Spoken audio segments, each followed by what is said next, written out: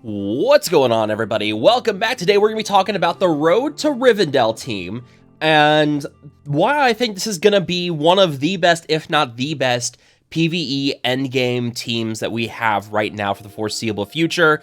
A lot of huge synergy with them, and we're going to kind of break that down, talk about why I'm very positive on this team for endgame content. We're going to break that all down in today's video, so if you guys do enjoy this video, find it helpful or informative, make sure to hit that like button and subscribe to the channel. Let's dive right into it.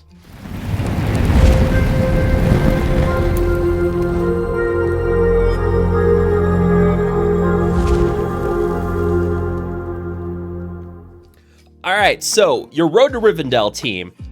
Merry, Pippin, Frodo, Sam, and Strider. This is your team right now. And back in the beta, this was marketed as the beginning player team, or the team for beginners when the beta hit. And that did not carry over to the full release. And I've seen a lot of people try to push up their hobbits as like the first thing they're doing. I can't say it enough, should not be a team you focus on at the start. And it's because of their synergies and the way they kind of fill out the roster as you upgrade their abilities. And they're kind of lacking in that department. They're also not arena meta because you don't have a lot of AoE attacks with this team. You have Strider's one ability, and that's really it. They're not really built for arena, and that should be your main priority as a new player, is trying to compete in arena so you can get that gem income. And yeah, the Road to Rivendell is just not it. However, they are a incredibly strong team when they're built out, but again, won't be arena meta, but the amount of synergy they have with each other, the assists, the dispels, Strider's lead, everything, when fully upgraded, this team is going to be a juggernaut. And it's going to be especially for PvE content. And we have about 3 months, 2 to 3 months before the raid drops. We think it's going to be Moria. We're not sure. But the Hobbits are built to be that really top tier competitive team for that PvE content. It all starts with Strider here. And Strider is the lead for this team. And actually, you know what? We might as well just go with LOTR.GG here. Strider's lead.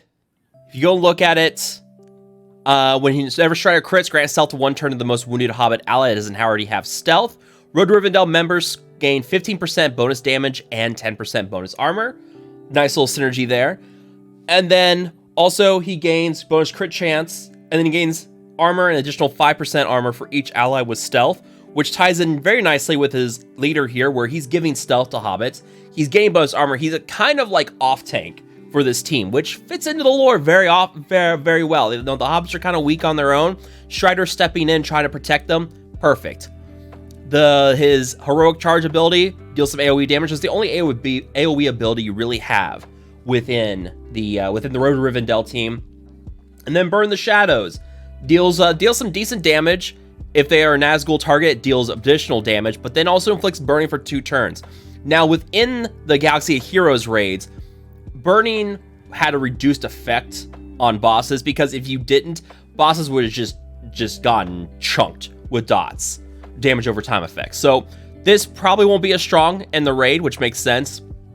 And then his basic, if the target has a Bane, deals bonus damage here. 190% damage usually, but if they have the Bane, deals 260% damage instead. So you have the burning here from Burn the Shadows, which is, that's one negative effect. You also have Frodo here, where he can inflict expose for 2 turns, which reduces the armor on the target by 50%, which is huge. And he does some nice bonus damage with Sam as an ally. He gains stealth for 2 turns, can't be dodged or blocked, which is going to fill into the Strider leadership quite a bit with the bonus armor. And then while he has stealth, he gains might for 1 turn, and during stealth, he gains 20% bonus damage. So you're going to have Courageous Spirit on the first turn with Frodo. You're going to put Expose on the enemy target for 2 turns. And if Sam is an ally, he does bonus damage, but then bonus damage and stealth for 20%, gains might. So his Last Resort ability is just going to hit hard. It's going to absolutely chunk someone. But then you get to his basic. Attack the enemy target for 170% damage. During stealth, gain 10% turn meter. Call a Hobbit ally to assist. Now this can call any Hobbit ally.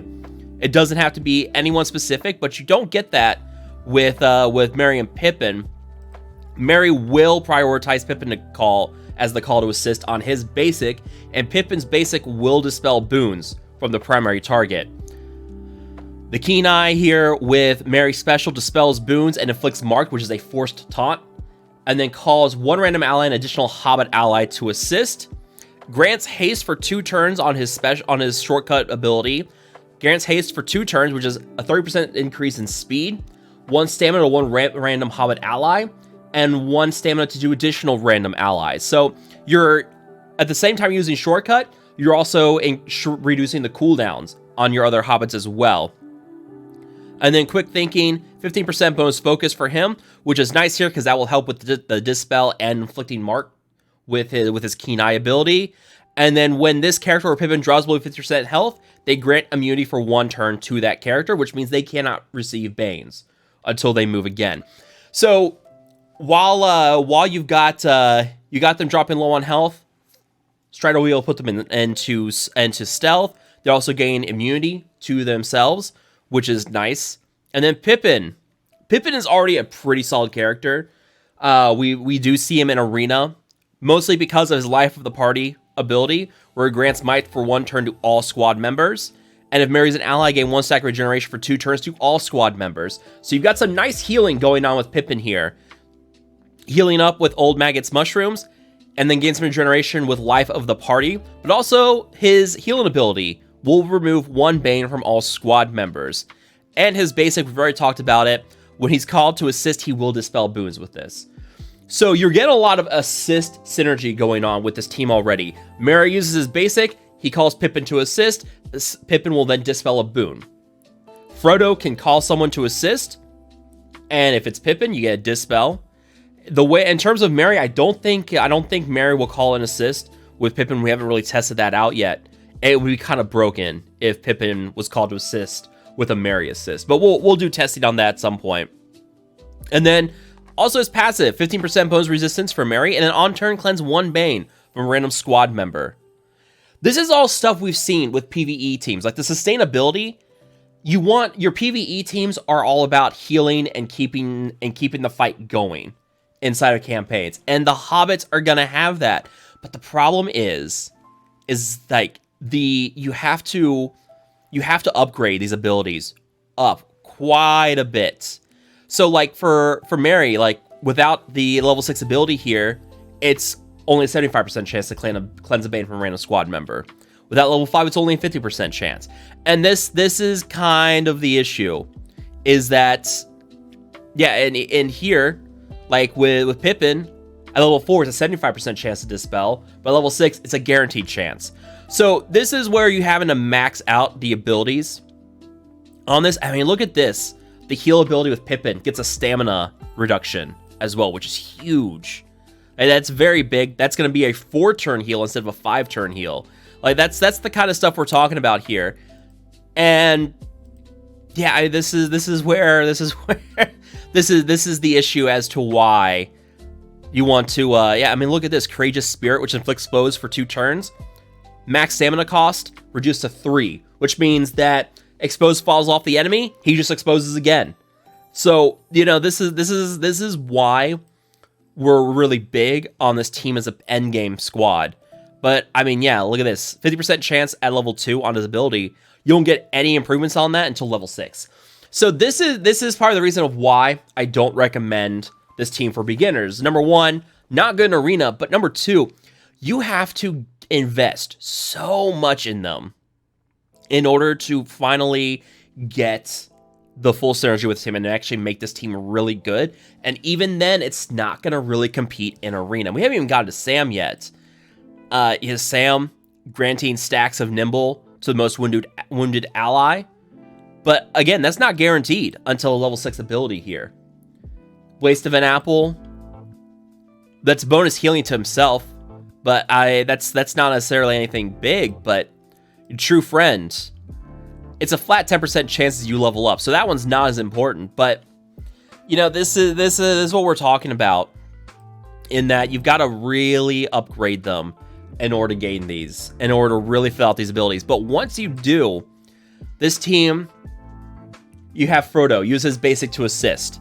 And again, I don't think this is how it works. he calls Mary to assist, which then calls Pippin to assist. I don't think that's how it works. I think it will just be Mary attacks. I don't believe he will call Pippin to assist if Mary is assisting. But I mean, that's the thing, is that you have a lot of assists going on with this team. Retaliation. Sam is retaliating a lot of the times whenever someone on the team is taking damage. Strider is throwing them into stealth all the time to keep these guys protected. But also, the crazy thing is, if you start looking at speed, like right here, Frodo and Pippin, two of the fastest characters in the game. Mary is just behind Pippin, and Sam is down here at 160. These are all top like 30% speed. Like Frodo and Pippin and Mary are all top 10. Sam's not far behind them. So this team is going to move fast as well, which then means you have less time where there's not an expose on the enemy target. There's going to be more assists, more buffs going around. Mary at this speed going to be throwing out a lot of bonus stamina with his kit. This is pretty significant. You're going to get a lot more marked and dispels with this as well. So yeah, this is, and not to mention as well with Pippin, when Pippin moves, he's cleansing Banes from a random squad member. So you have a very fast Pippin here. And you have Frodo, which is going to be your primary damage dealer besides Strider. Both Strider and Frodo are going to be your main damage dealers with this team. And Frodo moves super fast. And Strider is also pretty fast too. Down here, 159 speed, just behind Sam. So this team, I'm very high on their capabilities as an endgame PvE squad. And I do think that when it comes to the raids or other PvE content, I think they'll be just fine. I don't think tier 2 of the Samwise event is going to be any kind of issue, because we already know that this squad's going to do very well in there. So you're going to have a pretty solid squad here for tier 2. They're not gonna really struggle, but they're gonna have to be upgraded, and that's the issue at hand with this team. So yeah, I'm just kind of talking about Road to Rivendell, why I'm positive on them as an endgame squad, and again, not something beginners should be working on. But if you did buy the offers for Hobbit shards at the start, and you've got them ready to go at 4 stars, you're gonna have a pretty solid team on your hand. I think they're gonna be a very good endgame team. That's kind of what I'm talking about in this. That's what I'm talking about in this video. So if you guys have questions about the hobbits, questions about the hobbits, not the hobbits. Questions about the hobbits. Oh my gosh, I just finished eating dinner and now my brain's not working. Let me know what you guys think down below. Questions, comments, concerns, thoughts, ideas, anything like that. If you guys did enjoy the video, make sure to hit that like button, share, and subscribe to the channel. Thank you guys so much for watching. I will see you guys next time.